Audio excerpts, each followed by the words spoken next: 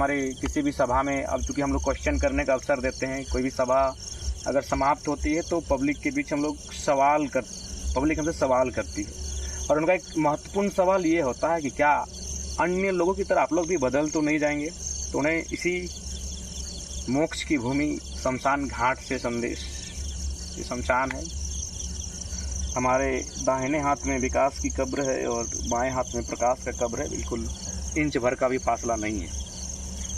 और संदेश यही कि जिनका संबंध शमशान से वो बदलने का स्वभाव नहीं रखते हैं। अगर हमारा संबंध एसी से होता, अगर हमारा संबंध लग्जरी गाड़ियों से होता, अगर हमारा संबंध ऐशो आराम से होता, अगर हमारा संबंध भौतिकवाद से होता, तो शायद आप ये प्रश्न हमसे कर सकते थे कि कहीं मौसम की तरह आप बदल तो ना जाओगे।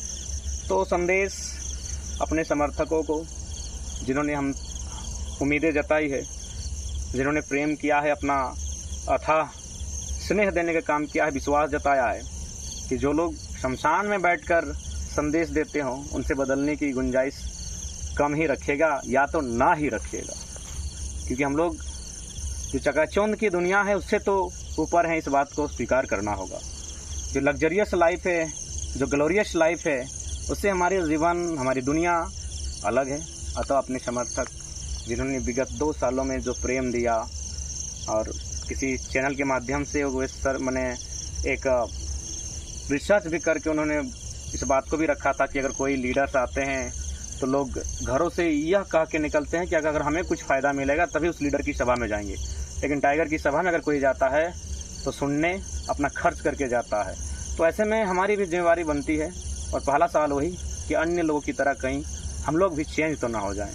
तो आश्वस्त करते हैं, विश्वास दिलाते हैं, हम लोग उस पुरानी प्रक्रिया को, उस पुराने पैटर्न को फॉलो करने नहीं जा रहे हैं। इस बात का धीरज रखिएगा।